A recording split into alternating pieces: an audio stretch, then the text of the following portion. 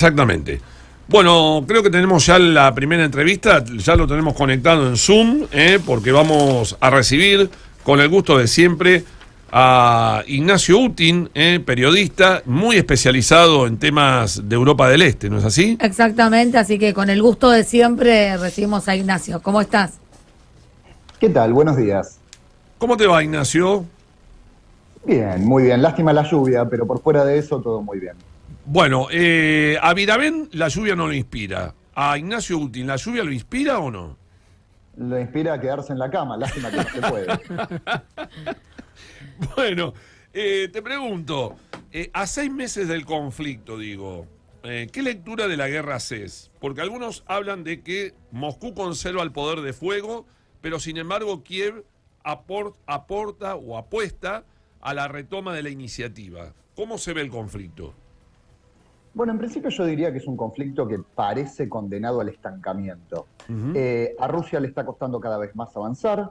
Los avances en la zona en donde Rusia se está enfocando, que es el sur y el este, son cada vez más lentos, son avances casi que de metros y no mucho más.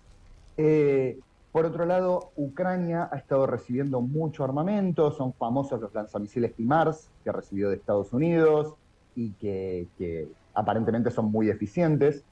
Y por otro lado, desde hace algunos meses, Volodymyr Zelensky, presidente ucraniano, habla de una contraofensiva. De hecho, dijo que para septiembre, la ciudad de Gerson va a estar reconquistada, va a estar retomada por Ucrania. Gerson es la ciudad más al oeste que hoy controla Rusia. Se está hablando también de un referéndum en Gerson para ver si Kherson se declara independiente, como alguna vez lo hizo Donetsk y Lugansk en el este, pero obviamente, igual que el referéndum en Donetsk, igual que el referéndum en Lugansk, igual que el referéndum en Crimea, probablemente sean muy poco democráticos, muy poco representativos, muy poco reales, pero es una posibilidad muy concreta que ese referéndum ocurra. Ahora, la sociedad, digo, ¿cómo está la sociedad? Porque leía por allí que la sociedad rusa, por ejemplo, está dividida. Están los que apoyan a muerte a Putin, que dicen que la guerra es una necesidad, que el ejército va a vencer, pero por el otro lado hay rusos que están molestos y hay muchos que están tristes por este conflicto. Y por el otro lado, digo, en Ucrania, digo, ¿sigue ese espíritu nacionalista de defender su tierra, su país? ¿O hay algunos que han declinado en esa actitud? Bueno, empecemos por Rusia. Partamos de la base de que en Rusia prácticamente no existen medios que no dependan directa o indirectamente del Estado, con lo Ujú. cual los rusos de a pie reciben todo el día la misma información, todos los días la información de que esto no es una guerra, que es una operación especial, de desmilitarización y desnazificación, como dijo Putin el 24 de febrero, con lo cual hay bastante apoyo. ¿Qué tan real es el apoyo? Es difícil saberlo, porque si bien existe, por ejemplo, el centro Levada, que es un centro de censos, de encuestas y demás, que es muy respetable, hay que ver qué tan ciertas son las respuestas. No qué tan cierto es el resultado, sino qué tan ciertas son las respuestas que el ruso de a pie le da a un encuestador anónimo. Pero digamos que, según este centro, alrededor del 70% de los rusos siguen apoyando esta operación especial, como lo llama el Kremlin. Eh, y yo diría que si no es el 70, arriba del 50, debe ser seguro, seguro, por esto que comentaba antes de los medios. Y por supuesto que las sanciones afectan el día a día, no están afectando al nivel que esperaba la Unión Europea, que esperaba Estados Unidos, que esperaban otros países, en parte porque no es todo el planeta el que impuso sanciones económicas contra Rusia. De Claro. hecho, ningún país latinoamericano lo hizo, ningún país africano lo hizo. De Asia solamente lo hicieron Corea del Sur y Japón. Sí en Europa, sí Estados Unidos y Canadá, sí Nueva Zelanda y Australia, pero no son muchos más los países. Y yo tiendo a creer que el 24 de febrero Putin hizo dos apuestas muy fuertes, que son, por un lado, que la OTAN no se iba a involucrar, cosa que está ocurriendo. La OTAN está enviando armamento, está enviando dinero, pero no se mete directamente, sabiendo que Rusia tiene cerca de 6.000 ojivas nucleares, ¿no? Y la otra gran apuesta es que con todas las sanciones, países como China iban a seguir comprando. Y tanto es así que China y Turquía hoy por hoy están comprando muchísimo petróleo ruso que está bastante barato porque nadie más lo compra. Así que yo diría que en términos generales el apoyo de la sociedad rusa sigue siendo muy amplio. Del lado ucraniano, esta semana no solo se cumplieron 6 meses del inicio de la invasión a gran escala de Rusia a Ucrania, sino que además el mismo día, el 24 de agosto, fue el Día de la Independencia de Ucrania. Se cumplieron 31 años de la independencia moderna de Ucrania. Y el Día de la Independencia sirvió para reforzar la identidad nacional, para reforzar la idea de resistencia. Yo creo que si algo logró en Ucrania esta invasión es unificar a los ucranianos. Si antes de la invasión existía esta división histórica entre los ucranianos del este, los ucranianos del oeste, los que hablan ruso, los que hablan ucraniano, los que siguen a una iglesia, a la Iglesia Ortodoxa de Ucrania, a la nueva Iglesia Ortodoxa de Ucrania, o a la Iglesia Ortodoxa de Ucrania, que depende de Moscú, hoy por hoy todas esas divisiones no existen. Y se han reforzado las identidades, se ha reforzado la idea de resistencia, y eso puede ser muy bueno, es muy bueno en cierto sentido, porque permite que los ucranianos sigan combatiendo y se sigan defendiendo, pero por otro lado es algo que dificulta mucho las negociaciones, porque bueno, ¿qué reclama Rusia? Bueno, una de las cosas que reclama es que Ucrania ceda la península de Crimea, que es un territorio que controla Rusia desde 2014. Y obviamente los ucranianos no quieren ceder territorio. Entonces Volodymyr Zelensky, el presidente de Ucrania, descartó en varias ocasiones la posibilidad del diálogo. Y este refuerzo de la identidad y el refuerzo de la idea de resistencia también afecta la posibilidad de diálogo. Ignacio, te pregunto justamente por una de las pocas cosas en las que hubo diálogo en este tiempo, que es el acuerdo para la exportación de granos ucranianos. ¿Qué balance se puede hacer ya a un par de semanas de que se firmó el acuerdo? ¿Cómo van esas exportaciones? Bueno, sé que no se ha regularizado, pero ¿cuánto ha avanzado el comercio de estos granos? Avanzó bastante, sorprendentemente avanzó bastante.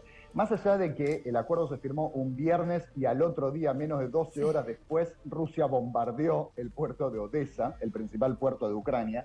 Más allá de eso, las exportaciones están en funcionamiento, los 3 puertos que se habilitaron están en funcionamiento, está saliendo mercadería de Ucrania y eso por supuesto que es muy importante. Pero yo creo que más allá de eso, más allá de que es por supuesto muy importante que por fin Ucrania esté exportando sobre todo alimentos, me parece que hay que mirar a quién fue el facilitador de esas negociaciones, que es Recep Tayyip Erdogan, el presidente turco. Sí, El presidente de Turquía no solo facilitó esas negociaciones, sino que además fue el primero en ofrecerse como mediador. De hecho, las primeras negociaciones a fines de febrero, principios de marzo, se llevaron a cabo en Turquía y además fue el que habilitó, digamos, de alguna forma el ingreso de Finlandia y Suecia a la OTAN, que primero lo había bloqueado, pero después lo habilitó. La semana pasada estuvo reunido con Antonio Guterres, secretario general de Naciones Unidas, y con Volodymyr Zelensky, el presidente ucraniano. Estuvieron los 3 en Lviv, que es la ciudad más grande del occidente ucraniano. Y además, algunas semanas antes había estado reunido con Putin, el presidente de Rusia, y con Raisi, el presidente de Irán. Recep Tayyip Erdogan aparece en todas las fotos importantes en esta guerra. Turquía es miembro de la OTAN, no es miembro de la Unión Europea, pero es miembro de la OTAN, y tiene una relación, bueno, de idas y vueltas, pero digamos relativamente buena con Rusia. Entonces a mí me parece que el único que sale ganando de toda esta situación es Erdogan. Me parece alucinante cómo aparecen todas las fotos importantes de esta guerra el presidente turco. Se muestra como mediador, se muestra como pacificador, se muestra como el dialoguista que permitió la apertura de los puertos. Es el gran ganador de alguna forma, al menos hasta ahora. ¿Qué tal, Ignacio? Buen día. Buen día. Hace unos días se realizó en Europa un congreso, se llama Quo Vadis Europa, y bueno, participó el jefe de la diplomacia europea, Josep Borrell, y dijo que en realidad iba a proponer una misión de entrenamiento potente y poderosa, y también de organización para el ejército ucraniano. Digo, ¿cómo se involucraría la Unión Europea en este ejercicio de entrenamiento y de organización de ese ejército, y qué consecuencias puede tener ese involucramiento tan directo de la Unión Europea? En términos generales, la Unión Europea está apoyando mucho a Ucrania. En términos generales, porque no es lo mismo Hungría, la Hungría de Víctor Orbán, que Estonia, o Finlandia, o Letonia, o Polonia, por ejemplo, que fueron los países que más explícitamente apoyaron a Ucrania. Pero en términos generales, la Unión Europea apoya mucho. Como decía antes, está enviando armamento, está enviando dinero. Ahora se está hablando de este entrenamiento, y es un entrenamiento que obviamente necesitan las Fuerzas Armadas ucranianas porque están recibiendo mucho armamento nuevo, armamento con el que Ucrania nunca había tenido contacto. Entonces, obviamente, las Fuerzas Armadas de Ucrania no están preparadas para utilizar ese armamento. Más allá de que las Fuerzas Armadas de Ucrania de hoy, 2022, no tienen nada que ver con las Fuerzas Armadas de Ucrania de 2014, cuando empezó la guerra hace 8 años. En ese momento Ucrania no tenía fuerza, tenía unas fuerzas armadas muy débiles, muy endebles, que no estaban absolutamente para nada preparadas para una guerra. Pero hoy, 8 años después de entrenamiento, de guerra, de entrenamiento en primera línea, de prácticas militares reales, es un ejército mucho más fuerte. Y la Unión Europea sí, claro que manda armamento, y sí, claro que va a apoyar a las tropas y va a hacer estos entrenamientos, sí, claro. Pero eso es una cosa, es un apoyo, y otra cosa muy distinta es participar activamente de la guerra. Y por ahora yo veo muy poco probable que algún miembro de la OTAN se involucre directamente en esta guerra, porque obviamente si se involucra uno, por la Carta Fundacional de la OTAN, se tienen que involucrar todos, los 30 miembros, pronto 32 miembros, cuando se sumen Finlandia y Suecia. Y como decía antes, yo creo que nadie en la OTAN quiere una guerra abierta contra Rusia, que tiene más de 6.000 ojivas nucleares. Ahora, desde marzo, Ignacio, los rusos tienen el control de la planta nuclear de Zaporilla. Te pregunto, digo, ¿sigue la amenaza de catástrofe nuclear en esa planta? Digo yo, ¿tendría consecuencias menores o mayores que Chernobyl? ¿Y qué significa que los rusos desconectaron la central nuclear de Zaporilla de la red eléctrica? En principio sí, claro que es un riesgo gigantesco. Zaporilla es la planta nuclear más grande de Europa, es una de las 10 plantas nucleares más grandes del mundo. Más allá de que de los 6 reactores hoy están funcionando solamente 2, es una zona, por supuesto, que hay que prestarle atención, y por supuesto que es un peligro, absolutamente. Esta planta está controlada por Rusia desde marzo, y como todo lo que controla Rusia en Ucrania, no sabemos bien cómo funciona. Y más allá de que Ucrania dice que Rusia está atacando la planta y que Rusia dice que es Ucrania la que está atacando la planta, lo que sabemos con seguridad es que la planta está en una zona de riesgo, que hay ataques cercanos a la planta de Zaporilla, y eso por supuesto que significa un riesgo muy importante. Si algún misil llega a afectar el funcionamiento de la planta, por supuesto que es un riesgo gigantesco, porque igual que Chernóbil, que mencionabas, la planta de Zaporilla está muy cerca del río Dnieper, que es el río más importante de Ucrania, que atraviesa Ucrania de norte a sur, y si llega a haber un ataque, si llega a haber no sé, una emergencia nuclear o algo parecido, va a caer, todos los residuos van a caer en el río, y el río sale al Mar Negro, y el Mar Negro sale a todos lados, sale al Mediterráneo, y va a afectar a toda Europa. Es una locura, un desastre. Sí, claro que es un riesgo muy importante. Por eso desde las Naciones Unidas se dijo una y otra vez que la zona de la planta nuclear de Zaporilla tiene que ser desmilitarizada. Y por supuesto que tiene que ser desmilitarizada, absolutamente. Bueno, Ignacio, la verdad que nos encantaría seguir charlando una hora más con vos seguida, pero no podemos. Tenemos otras notas y vos también tenés otros compromisos. Así que te queremos agradecer la amabilidad de siempre. Yo pensé que, ahora que estabas ganando mucho dinero, ya no te juntabas con los pobres. Pero bueno, afortunadamente reconoces... No sé de dónde sacaste ese dato. Ignacio, para la audiencia, ¿dónde pueden conseguir tu libro? ¿Dónde vas a estar haciendo presentaciones próximamente? Ucrania, Donbass, una renovada guerra fría, se debería conseguir en todas las librerías grandes del país, si no por ese sitio de compra-ventas tan famoso. Y mi otro libro, Ucrania, Crónica desde el Frente, se publicó únicamente en ebook, está en bajalibros.com. Por ahora no voy a estar en Mar del Plata, básicamente porque no me invitó nadie, pero si conocen a alguien que me invite, allí estaré. Y hoy estoy en la Jornada Nacional de Estudios Eslavos aquí en la ciudad de Buenos Aires, en el Centro Cultural de la Cooperación. Bien. Una jornada muy bonita de estudios académicos relacionados a todo el mundo eslavo. Bien, ¿cómo te pueden seguir?